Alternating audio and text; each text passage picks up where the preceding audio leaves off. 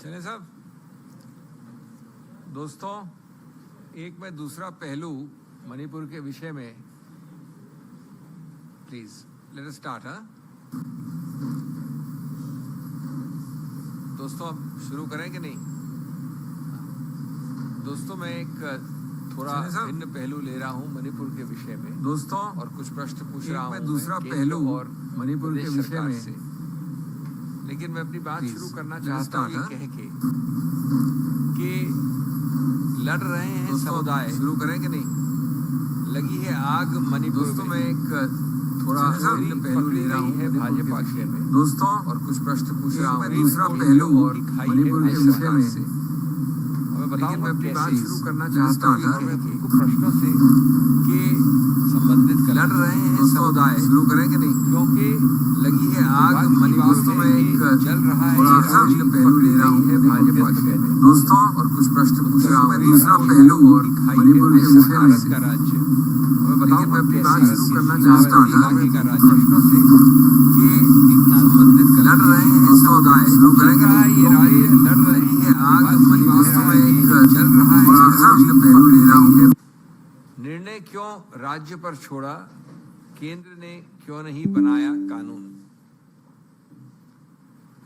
दोस्तों, हम सब जानते हैं, और इसमें मैं अपने प्रश्न और अपनी टिप्पणी करने से पहले कहना चाहता हूं कि ये पूरे देश के लिए शर्म की बात है। मुख्यमंत्री मणिपुर ने खुद ने कहा है कि 1 या 2 दिन पहले तक वहां लगभग औपचारिक, वास्तविक कितना हम जानते नहीं हैं, औपचारिक टोल था 60 मृत्युएं, 250 के लगभग लोग गंभीर रूप से चोट खाए हुए थे, 1700 से 2000 घर जल गए थे, 10,000 लोग छिन्न भिन्न होकर घूम रहे हैं। ये औपचारिक आंकड़े, आप जानते हैं औपचारिक आंकड़े और सत्य सच्चाई में कितनी बड़ी खाई होती है। और हम ये भी जानते हैं कि ये लगभग आज 9 तारीख 10 तारीख जब हो रही है, 1 हफ्ता होने वाला है इस बात को। मैं आपको दर्शाना चाहता हूं एक वाक्य, जो एक वारदात जो उच्चतम न्यायालय में कल हुई, उसके आधार पर कि किस प्रकार से प्रदेश सरकार भी और केंद्र सरकार भी बहुत हद तक जिम्मेवार है इस नाजुक स्थिति के लिए। पहले 2 मिनट में आपको बता दूं कि कल उच्चतम न्यायालय में माननीय मुख्य न्यायाधीश ने, और मैं इसको कोई राजनीति से नहीं लिंक कर रहा हूं, उनका एक अलग वक्तव्य था, लेकिन मैं उसको आधार बना के बात कर रहा हूं अपनी। बड़ा स्पष्ट कहा, आपने देखा, आपने छापा, आपने पढ़ा, आपने कहा है, उसको प्रकाशित किया है, सार्वजनिक रूप से सबके सामने है। कोर्ट में कहा कि ये लोग सब जानते हैं, तो हम सब जानते हैं कि लगभग 22-23 वर्ष पहले एक संविधान पीठ का निर्णय है उच्चतम न्यायालय का, 22-23 वर्ष पहले, जो ये स्पष्ट करता है कि ये प्रावधान अनुसूचित जातियों, जनजातियों के विषय में, शेड्यूल्ड ट्राइब्स के विषय में सिर्फ अधिकार क्षेत्र है केंद्र सरकार प्रेसिडेंशियल ऑर्डर द्वारा, राष्ट्रपति की सूचिका के द्वारा। इसमें कोई अधिकार क्षेत्र नहीं है, न प्रदेश का, न प्रादेशिक स्तर के हाई कोर्ट का, उच्चतम न्यायालय का भी इस पे नहीं होता हस्तक्षेप, लेकिन उच्चतम न्यायालय एक अलग कैटेगरी में आता है, उसके कोई विशेष प्रावधान होते हैं। और कल उन्होंने कहा कि यह आश्चर्य की बात है कि यह पता नहीं था किसी को, और मणिपुर हाई कोर्ट को भी इसका संज्ञान होना चाहिए। Quote unquote, it is a presidential power to designate a scheduled caste और scheduled tribe. Article 342(1) is clear. और ये कहते हुए कल संविधान पीठ ने उच्चतम न्यायालय में ये भी कहा कि वो निर्णय 23 वर्ष पुराना मिलिंद नाम का एक केस था, महाराष्ट्र से आया है, जहां यही बात कही गई है।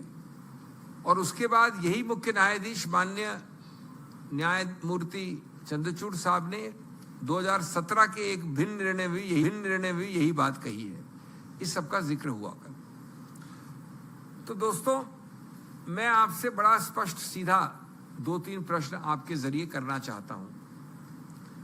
नंबर 1, और ये बड़े आम लेकिन घबराने वाले महत्वपूर्ण प्रश्न हैं, कॉमन सेंस के आधारित प्रश्न हैं लेकिन महत्वपूर्ण हैं। अगर ये सर्वविदित है, पहला प्रश्न, उच्चतम न्यायालय के 23 वर्ष पुराने निर्णय से, और उसके बाद वो निर्णय एक और निर्णय में दोहराया गया 2017 में, यानी 6 वर्ष पहले, कि राज्य सरकार का कोई अधिकार क्षेत्र नहीं बनता, तो ये मुख्य बड़ा स्पष्ट सीधा विरोध प्रश्न आपके जरिए करना सरकार का क्यों नहीं था मणिपुर हाईकोर्ट में। नंबर 1, मणिपुर हाईकोर्ट में आप जानते हैं आम आदेश घबराने वाले आप महत्वपूर्ण सरकार सुझाव क्यों नहीं कॉमन सेंस के आधारित प्रश्न जनजातियों के महत्वपूर्ण केंद्र सरकार को अगर ये सर्वविदित है, पहला प्रश्न, तो आप जानते हैं ये ऑर्डर उच्चतम न्यायालय के 23 वर्ष पुराने निर्णय से, तो जब ये और उसके बाद वो निर्णय एक और निर्णय में दोहराया गया 2017 में, यानी 6 वर्ष पहले, प्राथमिक मुद्दा होना चाहिए कि राज्य सरकार का कोई अधिकार क्षेत्र नहीं बनता, सरकार का कोई अधिकार क्षेत्र, तो ये मुख्य बड़ा स्पष्ट सीधा विरोध प्रश्न आपके जरिए करना सरकार का क्यों नहीं था मणिपुर सिर्फ अधिकार क्षेत्र है। नंबर 1, मणिपुर हाईकोर्ट में आप जानते हैं आम लेकिन घबराने वाले महत्वपूर्ण प्रश्न। नंबर 2 प्रश्न, सुझाव क्यों नहीं, कॉमन सेंस के आधारित प्रश्न है, जातियों के महत्वपूर्ण केंद्र सरकार को अगर ये सर्वविदित है, पहला प्रश्न, उच्चतम न्यायालय के 23 वर्ष पुराने निर्णय से, तो जब ये और उसके बाद वो निर्णय एक और निर्णय में दोहराया गया 2017 में, सरकार का कोई अधिकार नहीं, ये राज्य सरकार का कोई अधिकार नहीं, सीधा विरोध प्रश्न आपके नंबर 1 कोर्ट में आप जानते हैं, नंबर 1 घबराने वाले नंबर 2 प्रश्न, कॉमन सेंस के आधारित प्रश्न है, जातियों के महत्वपूर्ण केंद्र सरकार, अगर ये सर्वविदित है, पहला प्रश्न, उच्चतम न्यायालय के 23 वर्ष पुराने निर्णय से, उच्चतम न्यायालय के 23 वर्ष पुराने निर्णय एक और निर्णय में दोहराया गया 2017 में, और सरकार का कोई अधिकार नहीं, ये राज्य सरकार का कोई अधिकार नहीं,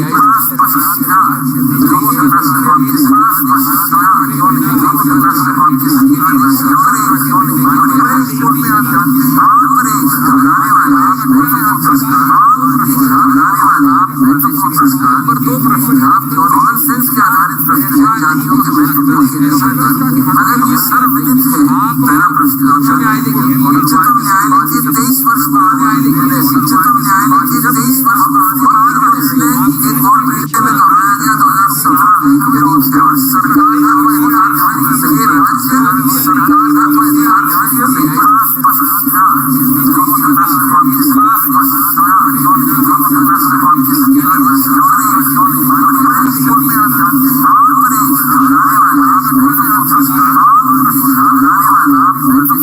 नंबर 2 प्रश्न, common sense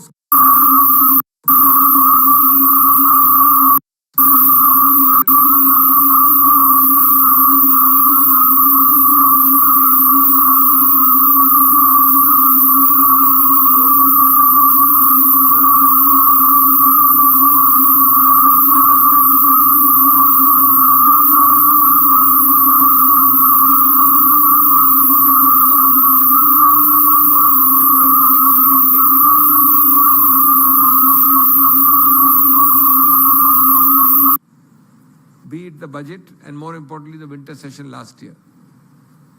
Why was no attention paid to the Manipur ST issue? For this gross, So many other bills of ST are coming. Surely this should have been addressed. Who is responsible for this action? Point number 6, clearly responsible for this inaction, not action, leading to gross consequences, dangerous consequences, sad consequences, is the failure of a double-engine sarkar. Double-engine sarkari failure.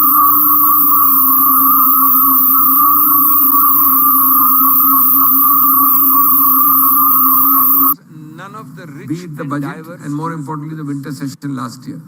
Why was none of the rich and diverse jurisprudence which we are giving to you as an appendix to my note today, quoting extracts, not put up as a preliminary roadblock by the state government before things got out of hand, before conflagration took place, before things went up in flames? Who will answer these basic questions? You are therefore directly responsible. Don't try and avoid your responsibility, because these are hard facts which have emerged in the course of the hearing. Thank you.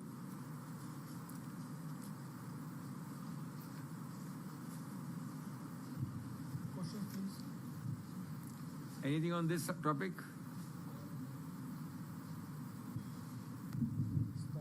Sir, सरकार की तरफ से ये कहा जा रहा है कि नॉर्मलसी आती जा रही है। पिछले कई 2 से 3 दिनों के अंदर हम नॉर्मलसी लाए हैं और तमाम जो अलग अलग स्टेट से भी जो फंसे हुए थे स्टूडेंट्स और सब, उनको भी इवैक्यूएट कर लिया गया, उनको अपने जगहों पे ले जाया गया। इस पे क्या कहेंगे आप? अगर अपने आप प्रश्न को देखें तो इसका क्या मतलब है? नॉर्मलसी तो आएगी कभी कभी, कभी ना कभी। इसका हिसाब कौन देगा? 3 तारीख से कल 10 तारीख हो जाएगी। इसका हिसाब एक शब्द में निकल जाएगा कि नॉर्मलसी तो आ रही है। Point number 1। पॉइंट नंबर 2, इस प्रश्न का उत्तर कौन देगा कि ये स्थिति उस स्थिति में किसने जाने दी 2 तारीख और 3 तारीख वाली स्थिति में? नंबर 3, उसका ही मैंने अभी आपको एक दूसरी तरह का पहलू और प्रत्यक्ष प्रमाण दिया है। किस प्रकार से ये स्थिति काबू से बाहर की गई, गफलत, casual, callus behaviour, negligent actions, इनएक्शंस। और ये असफलता थी दोहरे इंजन सरकार की, केंद्र के स्तर पे और प्रदेश के स्तर पे। तो इतनी आसानी से 2 टूक जवाब दे देना, मैं नहीं समझता कि उन जलती हुई आत्माओं को और जो वो मृत शरीर हैं उनके लिए कोई भी जवाब बनता है।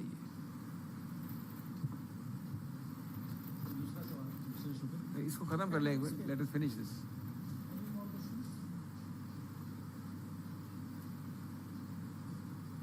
Okay, no more on this, right? या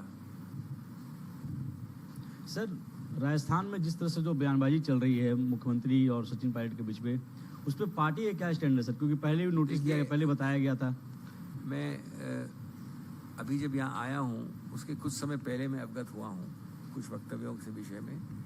मैं समझता हूँ कि स्टैंड लेने के बाद आपको अवगत करवाना चाहिए। अभी निकट भविष्य में आपसे जो संबंधित व्यक्ति हैं, विशेष रूप से जो जनरल सेक्रेटरी इंचार्ज हैं, वो आपसे बात करेंगे आज कल में। मेरा उससे पहले कहना कुछ सही नहीं होगा, और वैसे भी मैं अवगत नहीं हूँ किस संदर्भ में कैसे क्यों कहा गया है।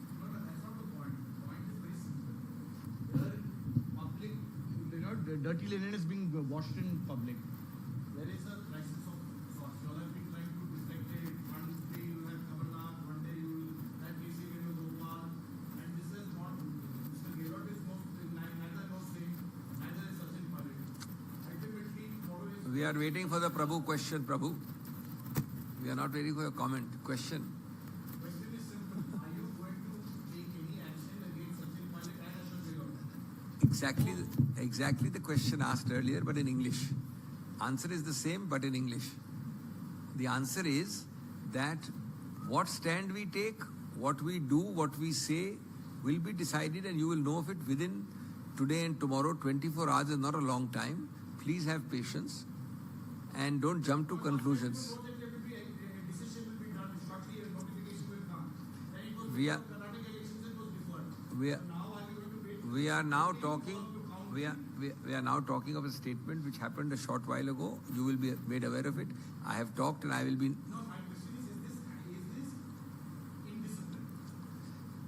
Whatever it is will be known to you tomorrow. Next question. Any other question?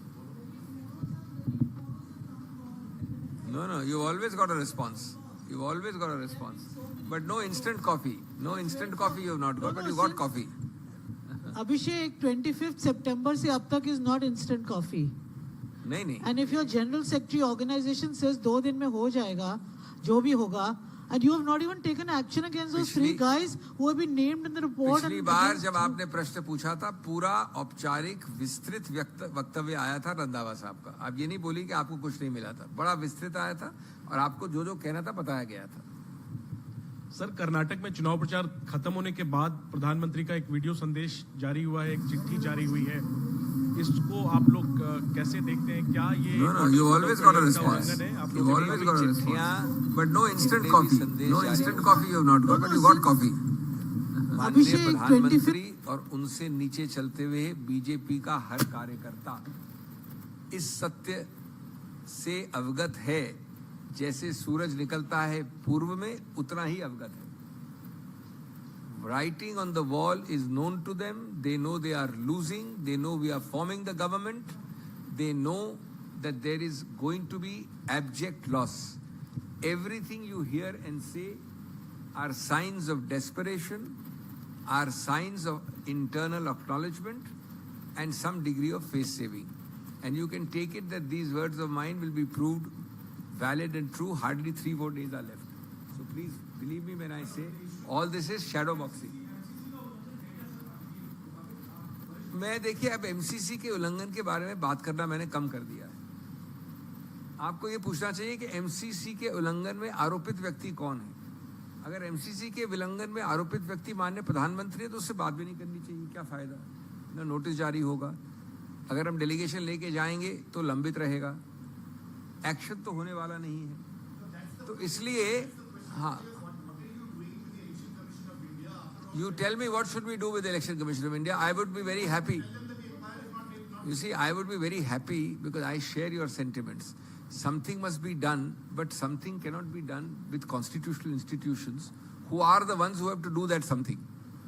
They are the ones who have to act.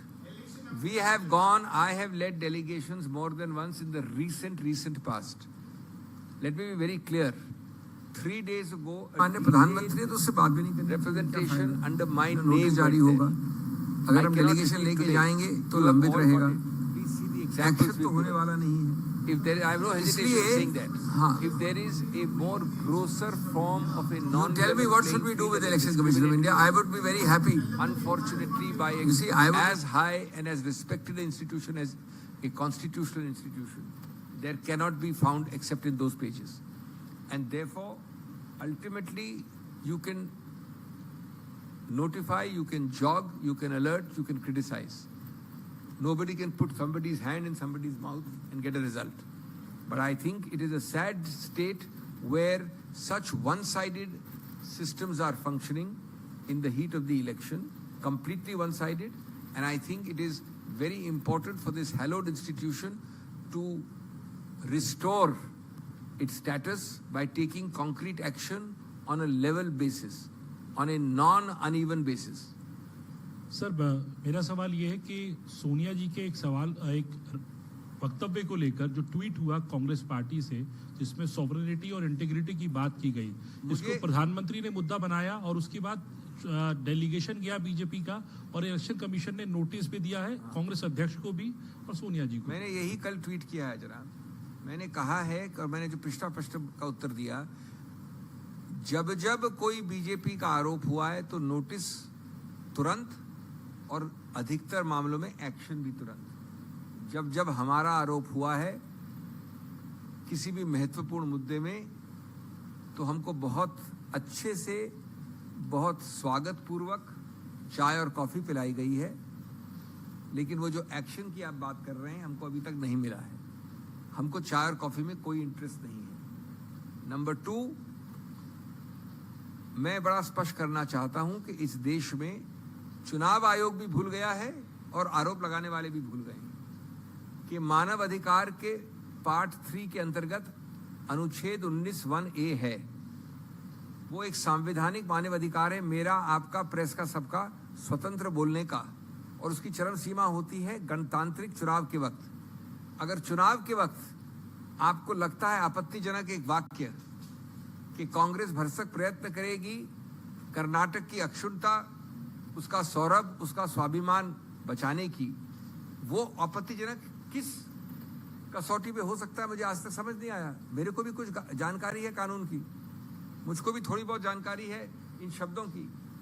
अगर ये नहीं बोल सकता कोई व्यक्ति चुनाव के वक्त, तो मैं जानना चाहता हूं चुनाव आयोग और बीजेपी और माननीय प्रधानमंत्री के अनुसार क्या कैंपेन करनी चाहिए गणतंत्र के चुनाव के वक्त। और जो आपने कहा समुदायों के बारे में बीजेपी द्वारा, जो आपने कहा धर्म के बारे में, वहां तो आंख भी नहीं खुलती चुनाव आयोग की।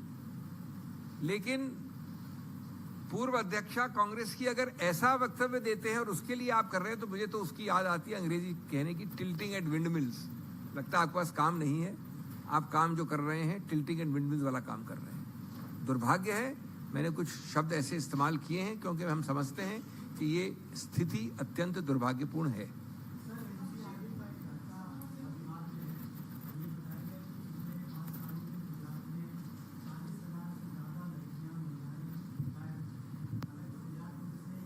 गायब 40,000 से ज्यादा महिलाएं हो गई, मिसिंग।